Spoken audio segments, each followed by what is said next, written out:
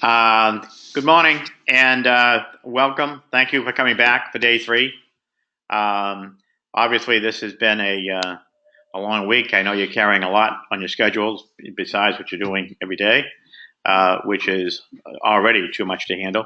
And now you're also doing, obviously, attending this webinar, and we appreciate it very much.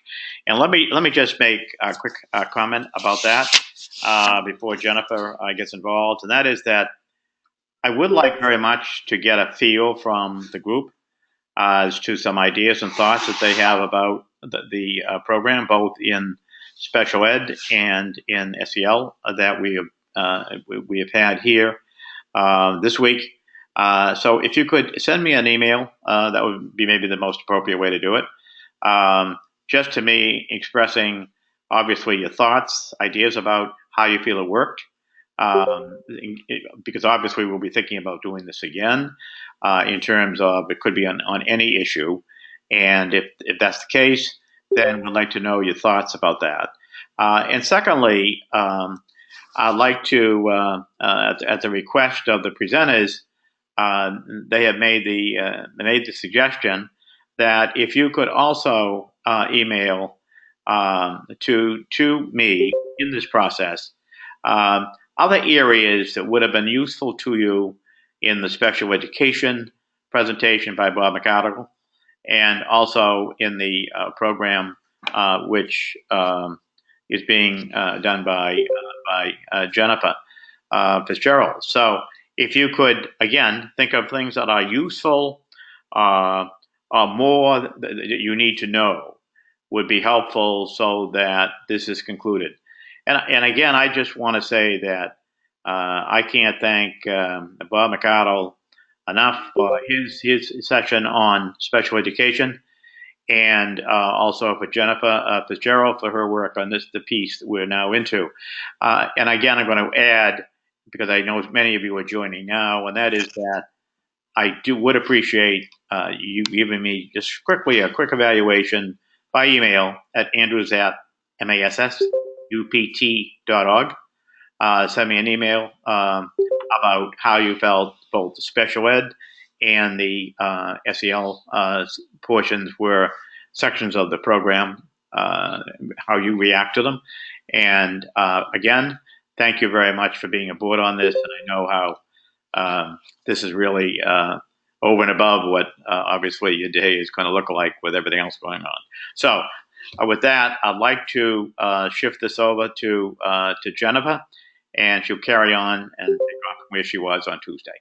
Thank you again very, very much. We'll be back to you at the end.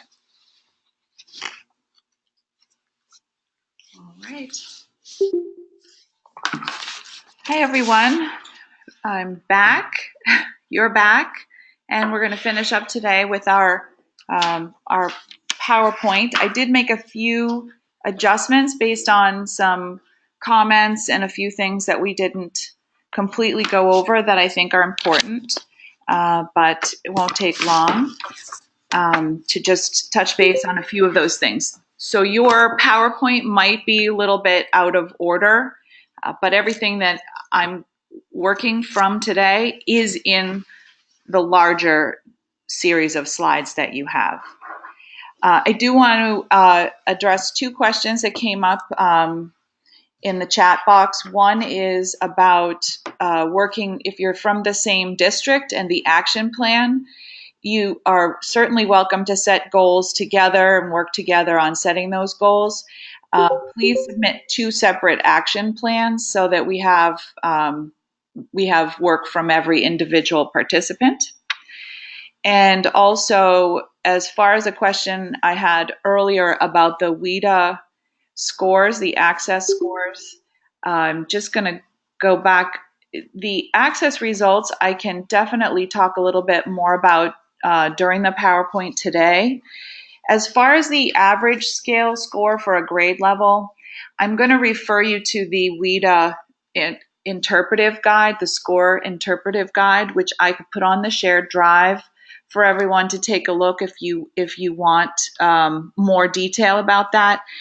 it's certainly something that takes a little bit of parsing and discussion. So I don't feel like I could do that off the top of my head, but I'll provide that resource for you um, in the shared drive. I also know that WIDA is a great resource, and they have extremely well um, trained individuals on their call center too. So if you have any specific questions, I know I've gotten some really great information just by calling. So that's another option. I wanted to follow up a little bit about the ESL curriculum I mentioned. I was not able to find the Florida information, but I did find a lot of great information in New Jersey. And I was able to create a folder in our shared drive with not only the Massachusetts ESL model curriculum units, but also a number of resources from New Jersey and Pennsylvania and other, North Carolina, for instance, has some great work they're doing as well. So I've posted that. I hope that shared drive folder will be a good resource for you. Feel free to um, get in touch with me if you need any more details about that. I know for me in my own curriculum work, it's just great to look at what other states and districts are doing to get ideas.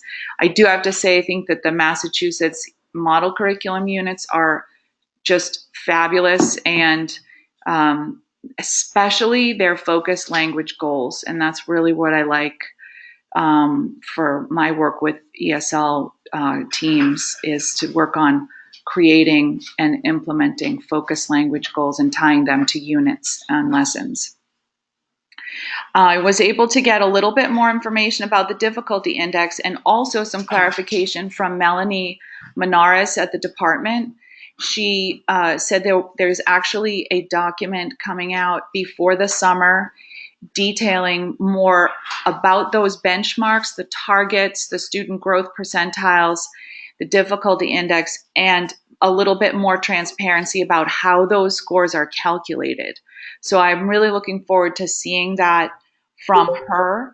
I do have a little bit more detail on the next slide about the difficulty index, which I will just post now.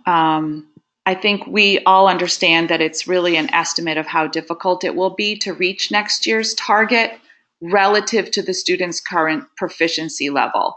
What I hadn't mentioned was that the difficulty index is a number from 1 to 99, where 99 is the highest, being the most difficult to achieve the target. This doesn't really give you much information about the calculation and how that's done. But in the second bullet point, it does give a little clue about how a low X, let's say an English learner has been in an ELE program for 3 years, but has a comparatively low access proficiency score. Let's say the overall score is 1.5. That student would have a more difficult time meeting future targets and would receive a high difficulty index. For example, 75. I don't even know if 75 is the appropriate number for that student. However, it's more general than I would like, and so I appreciate the comment about how exactly are these indices calculated. So other than that, I don't have any more detail about the difficulty index, but it is forthcoming, which is great. I'm just going to go back to the agenda.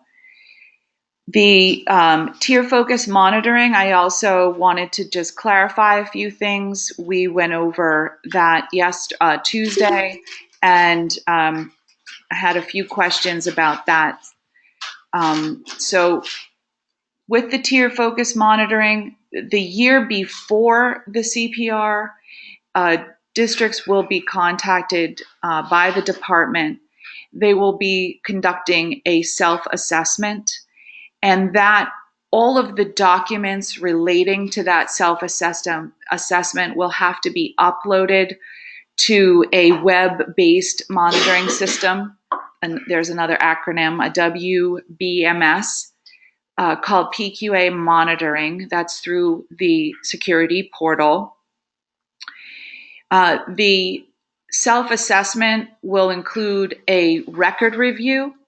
The number of student records to be pulled and evaluated is based on the incidence of the district. So low incidence districts have 10, mid incidence, meaning 100 to 150 English learners, will have to pull 15. 150 to 200 will pull 20 files, that you can see the pattern. Those files have to represent 5 different English learner student profiles.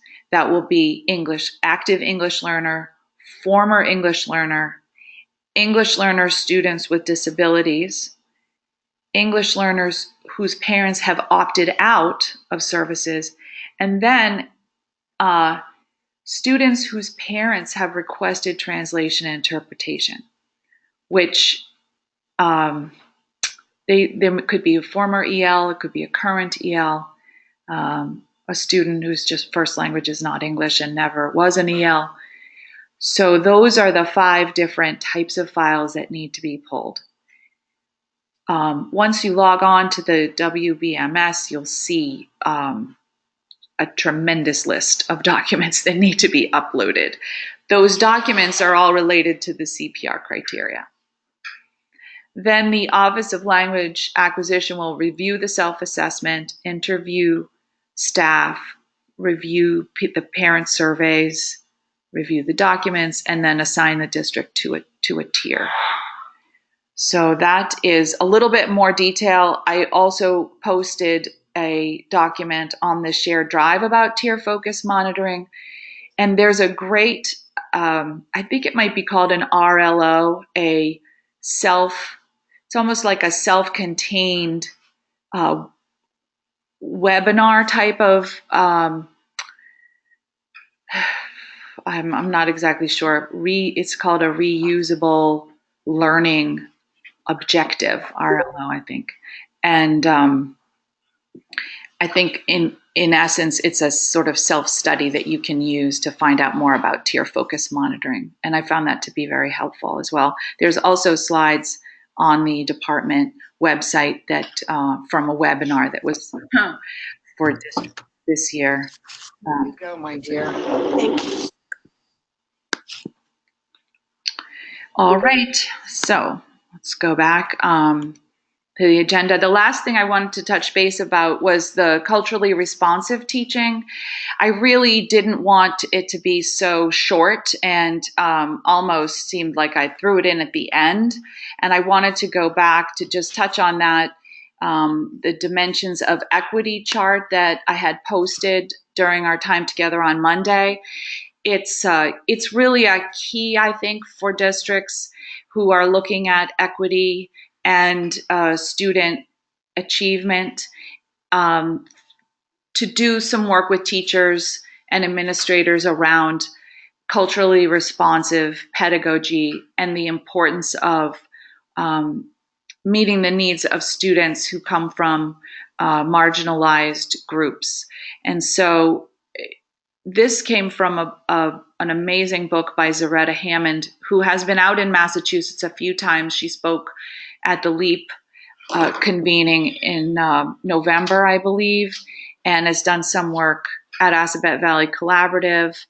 And but she's, not the only person out there doing this work. I just think that having an idea of where culturally responsive pedagogy falls in the bigger picture, and how it's not multicultural education and it's not social justice education, but a separate and important, very important component to working with students who are culturally and linguistically diverse. And also, as someone mentioned on Monday, teachers and administrators doing their own work on implicit bias.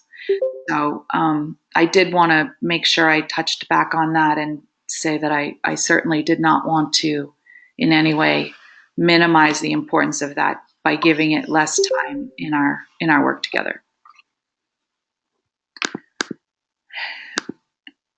All right. So I think what I would really like to do, if Dave Lundberg is here, I'm not sure. I just want to double check to see if Dave is here and could. I know he had mentioned that connecting might have been a little challenging this morning with the link.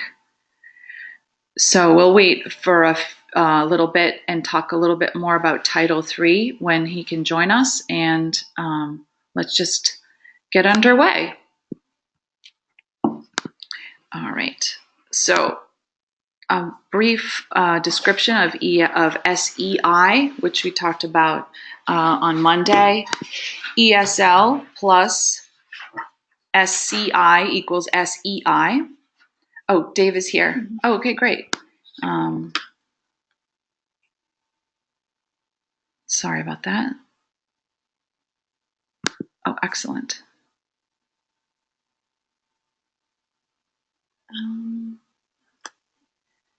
They should, I think they have to call in. Okay.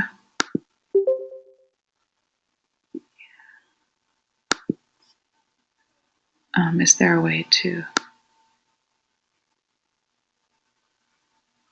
I'm sorry. I've been so quiet. We're looking at how to unmute Dave's mic, but I think what we're experiencing is that you might have to call in. Yeah, and the audio call number, you should be able to call in. That audio call number is what was it? If you just sorry, I'm so sorry, everyone. Can we go back to attendees and then click on that little caret? Yeah.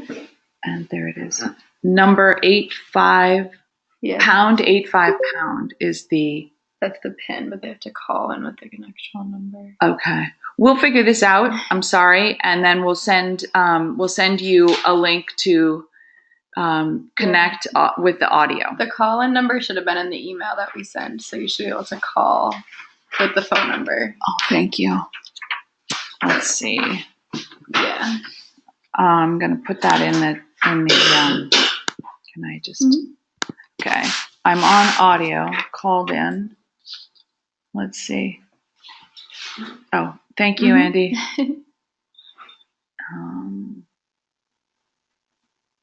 Let's see. Let me just unmute. I can't. Yeah. I think there's a PIN number that has to be entered. Is that right? It's hashtag or pound sign. Not really sure. Is that right? Yes. Yeah. Audio PIN is number 85. So they have to call that number with the access code, and then that's the PIN. Okay. You want to announce the whole process? Yeah, it's in the chat. Okay. So the audio PIN number is hashtag 85, or maybe I'm not sure that the first hashtag is not just a number sign, 85, and then another hashtag. Or we've got the audio on now, and there we go. Okay. Okay, now great. It's working. Okay. So now you guys are unmuted, so you should be able to talk out loud. We should be able to hear you. Are you there, Dave? Yep, we can hear you. Can you hear us? Yes. Great. Okay, terrific. Thank you. Okay, so I had actually just thought maybe you could speak a little bit about the types of programs that you've found that Title III money has really supported, perhaps the professional development, and people who have questions can just post them. Sure. Absolutely. So because we are part of a low incidence or mid incidence district, we were able to partner with several other school districts, and we applied for a title grant together.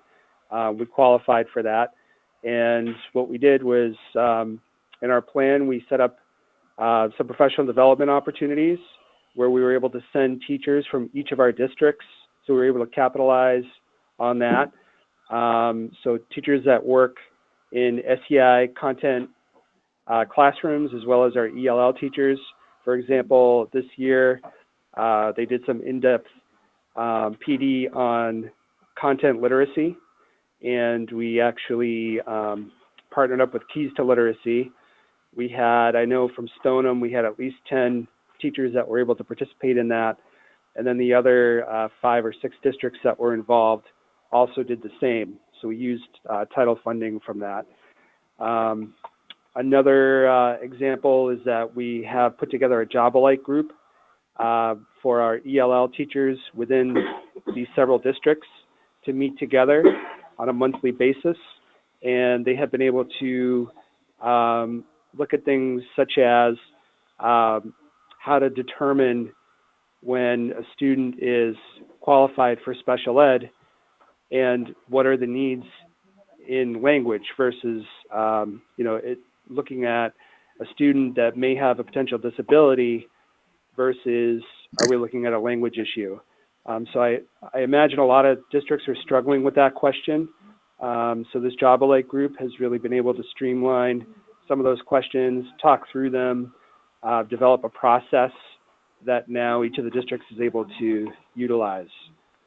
Other things that we've used our funding for is we have a lending library. I think each district utilized title funds to develop a resource for students and parents to utilize where they can actually lend books that are specific for those families.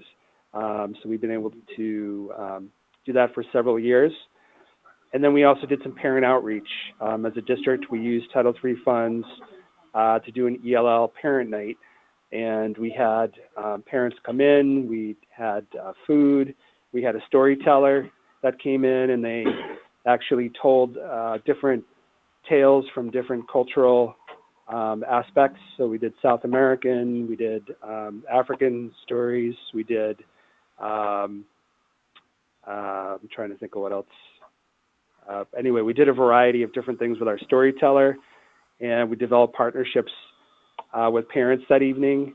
And we modeled some reading and read-alouds, and then we sent each of the families home with a bundle of books and things that they could read with their children at home.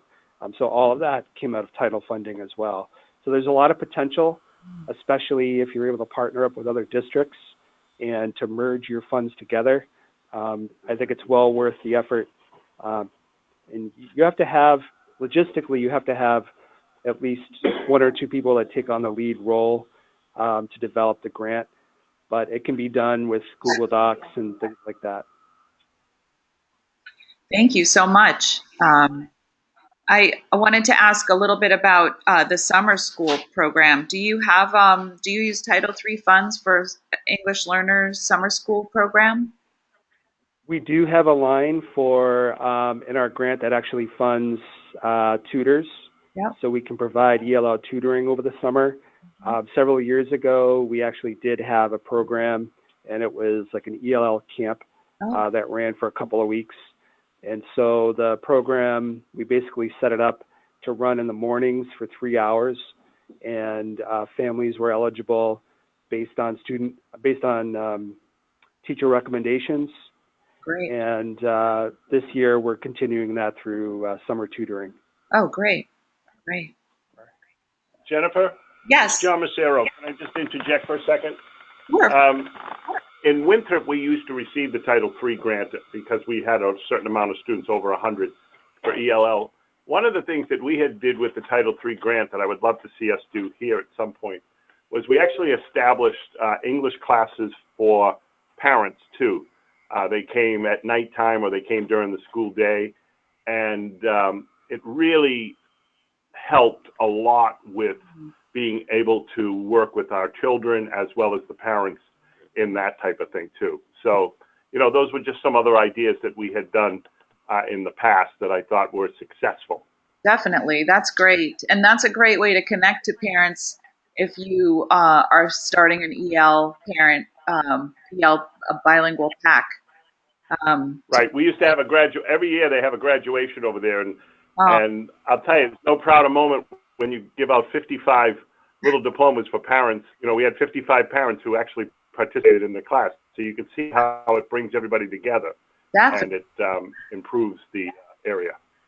that's great. Thank you for mentioning that. So feel free if you have any questions to add them to the chat.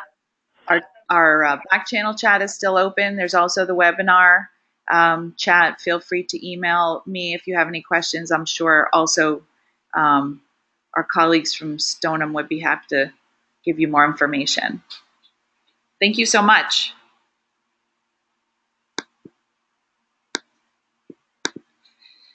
All right, that was great. So back to our regularly scheduled programming. We have SEI programming is a collaboration between ESL and SCI. ESL is explicit direct instruction in English, designed to promote English language development, and it's taught by an ESL licensed teacher. That plus SCI is which is differentiated instruction, which includes approaches, strategies, and methodology that makes the content comprehensible and promotes academic English language development, taught by a content licensed teacher, equals SEI. So just to clarify, that's the new language coming out of the department. SEI is really being broken down into those two components. And the overview of what SEI is here. I'll just give you a minute to read that. No need for me to read it aloud.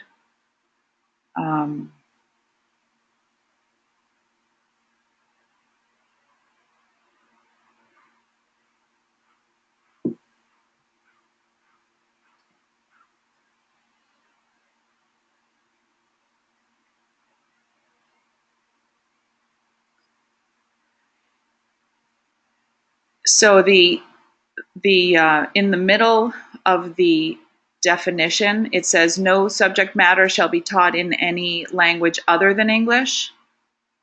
And children in this program learn to read and write solely in English. And that really is still a foundational aspect of SEI. Now, with the new Look Act regulations, districts have the flexibility to put other programs in, such as transitional bilingual education, in which content can be taught in a language other than English. Dual language instruction and two-way bilingual programs also have that as a component, content taught in a language other than English. But sheltered English immersion in the definition really means content taught in English with minimal use of the student's native language or home language. I wanted to do a quick look at the Smart Card, which is a walkthrough tool that the department has created for administrators. It is a checklist of descriptors for SEI classrooms. There are different categories on the Smart Card, which we'll look at in a minute. I also posted this to our shared drive for those of you who want to have access to it. It's designed to be used by administrators to recognize and support key SEI practices. It's used by teachers also to guide lesson and unit planning. MATSAL and other organizations offer PD to administrators on how to use the Smart Card effectively because it definitely it's a lot of words on a page. I'll put it that way. Let's take a look. Oh, yes. So it's a great way to kind of get down into that Smart Card and what do the descriptors mean? How are these different categories reflected in teaching practices, instructional design?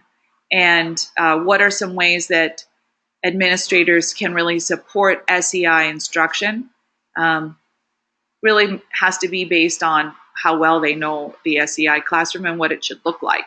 So this is great, maybe even for a study group at the administrative level to really look at the smart card. There are videos available through the department where you can look at different classrooms, SEI classrooms and practices, and using the smart card is a great way to kind of identify and learn how to identify key practices. So that's one of those things that's it's expected to be used. It's not required, but it is a great tool for administrators. It's 2 pages. This is just the front page. So just going to take a quick few minutes to go over English language education programming. We did a lot of this, so just want to make a quick pass through it. There were a few changes to the guidance document this year that are notable. The home language surveys are still the first way that students are identified. We were also told in the guidance document that was released in January, it does state that on the home language survey, it's whether the child or the child's parents speak a language other than English. So that's very good to have that clarity. It says in the guidance document, which I did post and send through email to you, that let's see, there's a language other than English spoken at home. I wanted to find that part where it said the child or the parents, which we've also had questions in the past about whether if the child has a grandparent living in the home or who speaks another language, or if the child's caregiver speaks another language. Those were always issues. Here, on page 5 of the guidance document, it says a potential EL is a student whose home language survey indicates that there is a language other than English spoken at home by the student or the student's parents. So that's some clarity that we haven't had in prior guidance documents, which will help sort of narrow things down when identifying English learners. At the pre-K level, now that we are identifying English learners in pre-K, the pre-IPT or the pre-LAS are used for younger children, 3 and 4-year-olds. The WIDA model can be used for students in the spring prior to their kindergarten year. There were changes to the qualifying scores at the pre-K level for both the IPT and the pre-LAS. So that's important to note if you have a pre-K program. The WIDA model is given at the kindergarten level or the WAPT, which I didn't put in here. But districts can administer, since the model for kindergartners in the fall only tests listening and speaking. It's only an oral test. Districts can also re-administer the reading and writing portion, or administer the reading and writing portion of the model in the second half of kindergarten if they really want to be very clear about identifying students and making sure that they're appropriate for EL services. And then there's the WIDA screener or the model for grades 1 to 12, and those are online or on paper. Parent notification letters have to go out. There are new timelines established. There's only 5 days to get the first notification letter out to parents who have a new, whose student is new in the district. That used to be 30 days. So we have 5 days now to get that out, and then this is at the beginning of the year. And then tested within 30 days. Not 5 days, I'm sorry, 10 days. Later on in the year, if you have an English learner who starts later, it's only 10 days to get the letter out and then do the testing. So that has tightened up considerably, and that's important to follow those guidelines. Let's see. The placement, there are the WIDA proficiency levels, 1 to 6. The blocks of EL services have not changed since the last guidance came out. 2 blocks a day, no fewer than 45 minutes each for lower level students, and 1 block a day for upper level, 3 to 5 levels. Programming services, there is a variety still of options for SEI programming, ELE programming. You could do push-in services where the teacher goes in. There's pull-out where the students are receiving English learner services in a separate context. There's a great new guidance in many districts I know are engaging in co-teaching with a similar dynamic between the classroom teacher and a special ed teacher. Now it's a classroom teacher and an English learner teacher. And those,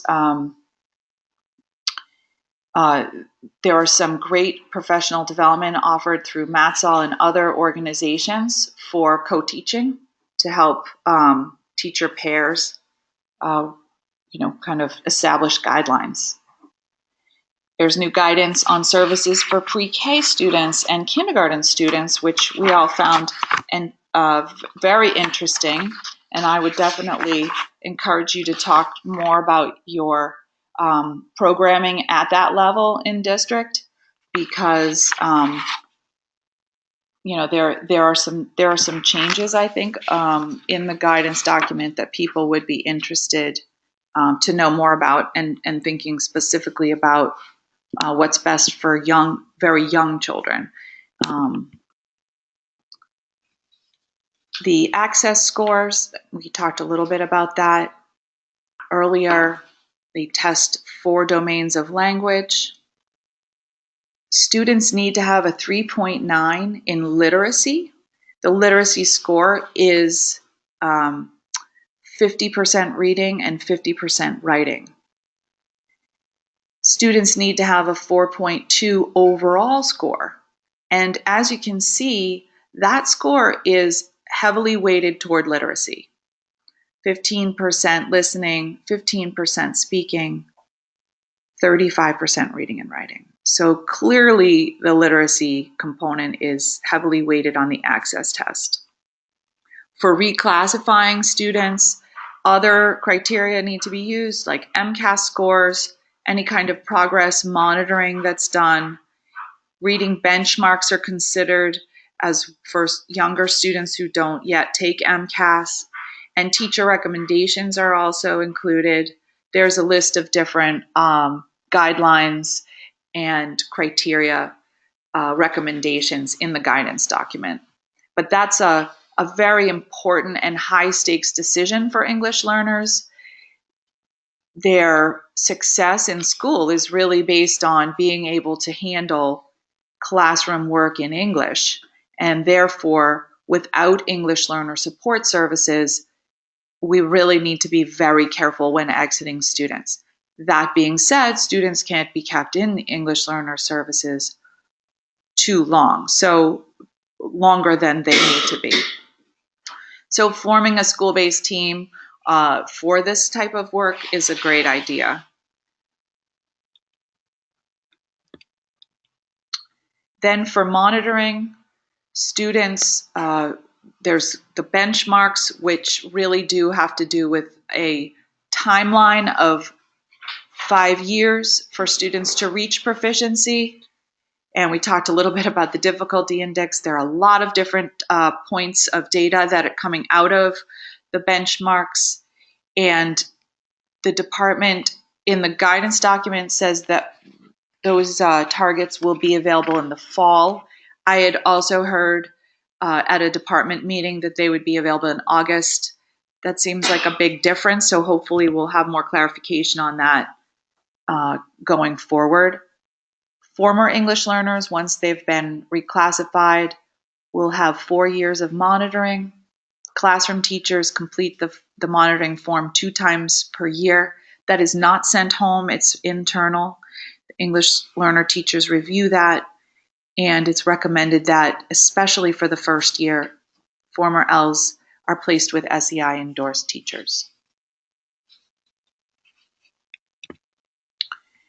The program evaluation, there's a great tool on the department website. I've provided a link here and also put that on the shared drive, which has grown exponentially in the last few days. Districts have to conduct periodic program evaluations at least every 2 years. So this is outside of the CPR TFM. These evaluations measure the effectiveness of the English language education program, which is in keeping with the Castaneda 3-prong test, in which the program that the district is engaged in is effective and students are making progress. All right. So unless we have any questions, I think it's time for some small group work. Today's work will be on, I do have a few questions coming in. Let's see. Are there agencies that monitor ELE programs in local districts, and how are they monitored?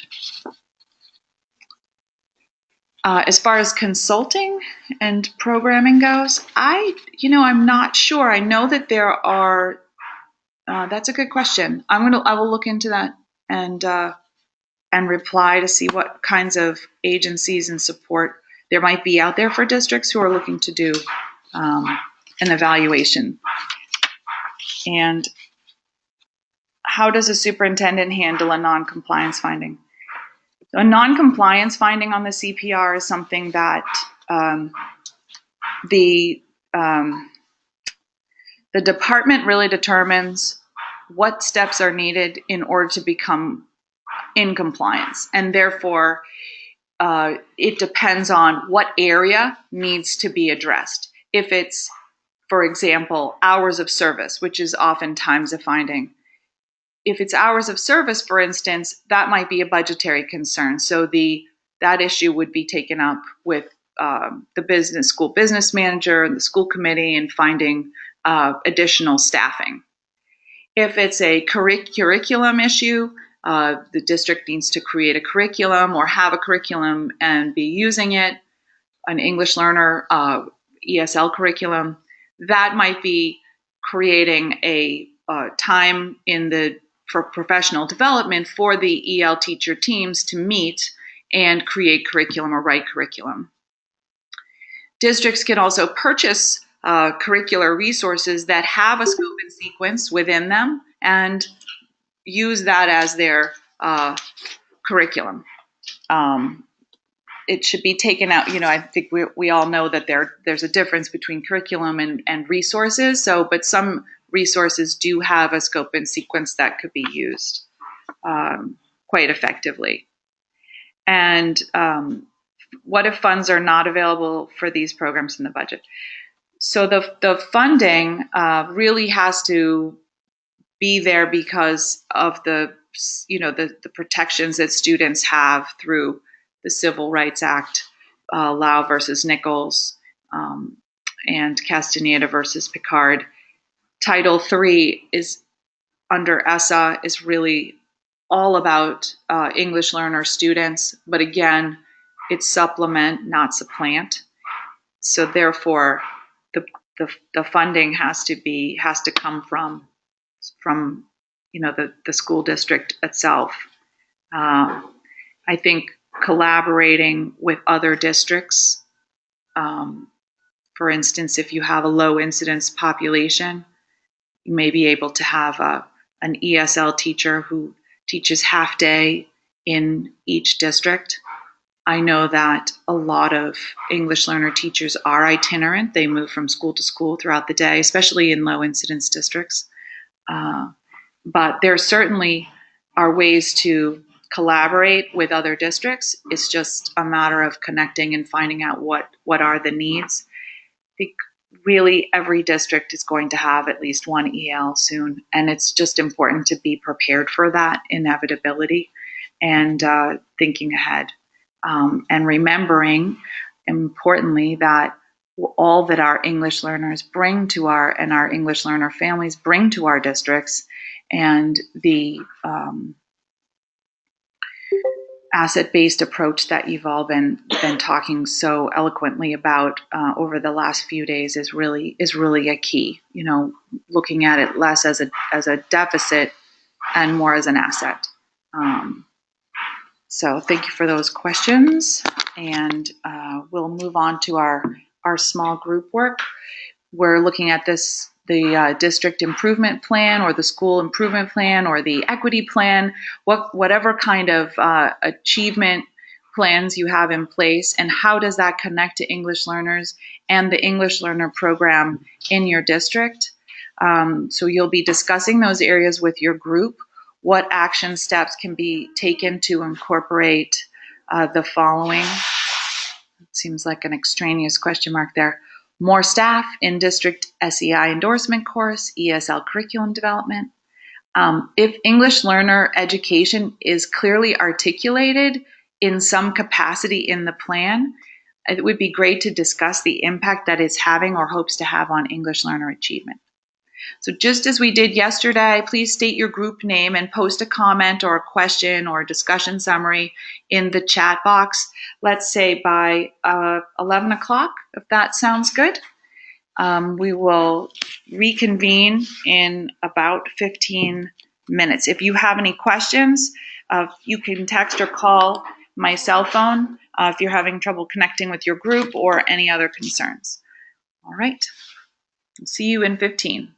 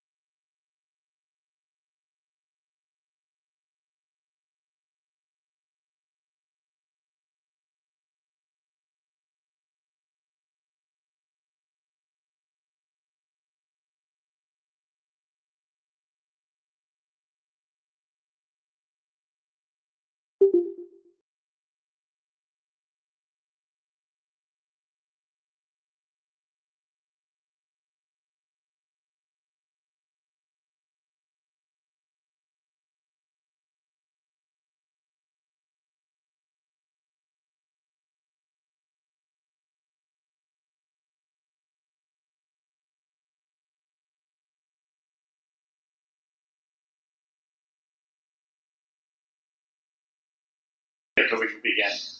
Okay, so we're back. I'm just, thank you so much for your comments, and I'll definitely put those in a wrap-up email that I send out, or that Darlene sends out to everyone after the workshop. I don't see any questions specifically. If you do have a question, please put it in the chat box. Your summaries are coming in quickly, and it's hard for me to keep track, but it looks as though everybody's, let's see, had their study group successfully connected with everyone. Let's see. All right, so we're almost finished for today. I just wanted to, I have a couple more questions that have come in. One of the questions was about newsletters and communications. I'm going to put up the resources page. There's regular communication from OLA at the department, specifically from David Valade, Valade. He sends out regular updates when new guidance is released onto the department website, when there are new workshops. There's a tremendous amount of professional development being offered right now through the department.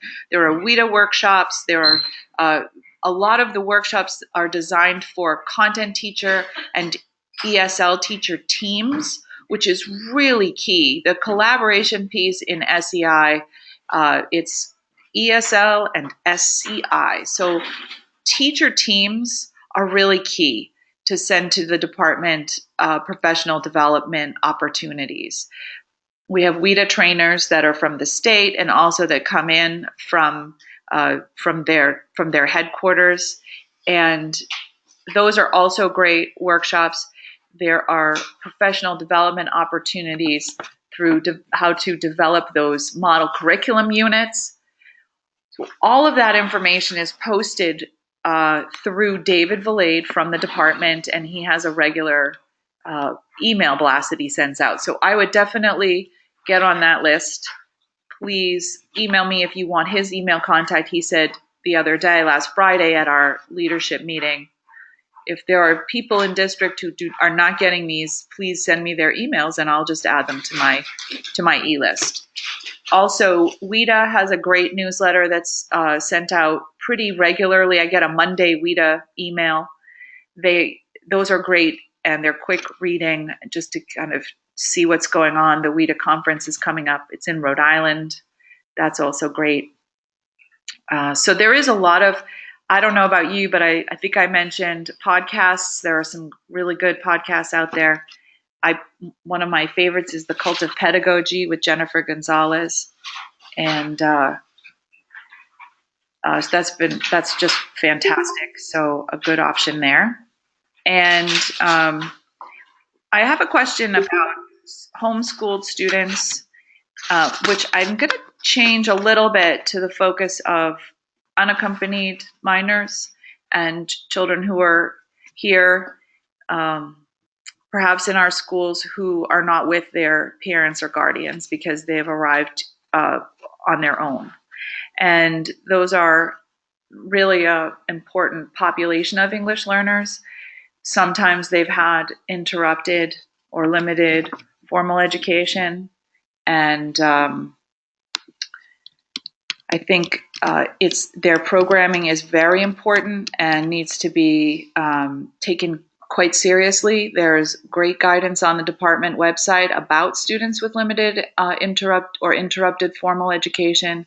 There's a flow chart for identifying those students and programming. If you had a lot of students that fit that profile, and maybe perhaps at the high school level, you might want to offer a new program for First Life. And in that case, you would follow the new program protocol that we discussed. But it's a very important population of students. The WIDA website has great focus bulletins on specific populations of English learners, and it's definitely an area in our field of ESL that's gaining traction in terms of resources and support. So those 2 questions. And so let's talk a little bit about the final deliverables, I guess we call them, for this course, and the due dates. Let's see. Here are a couple of resource pages that I have linked for you. Those links should be live in your PowerPoint. There's something going on here. And so let's take a look. Our last, this is our last webinar. So we have a due date of April 1st for the action plan.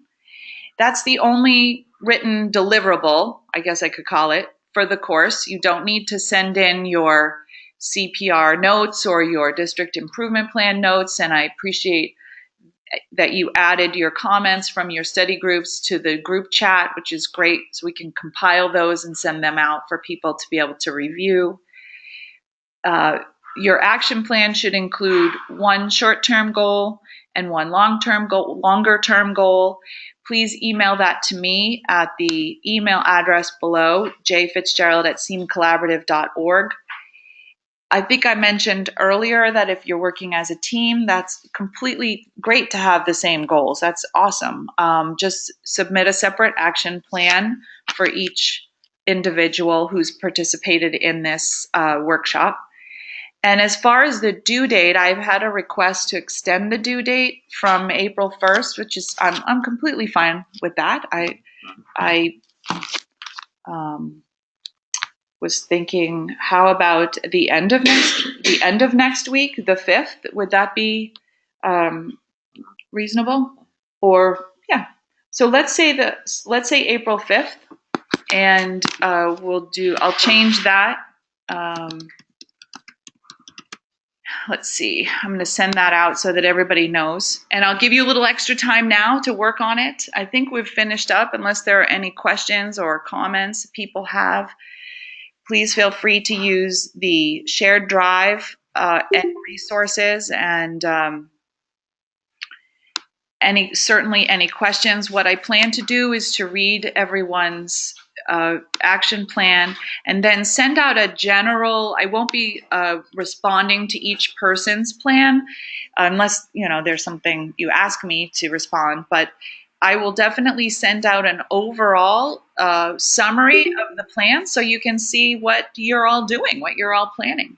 And I think Paul would like to say a few words. It's been great to work with you. I'm excited to read your plans, and we'll talk soon.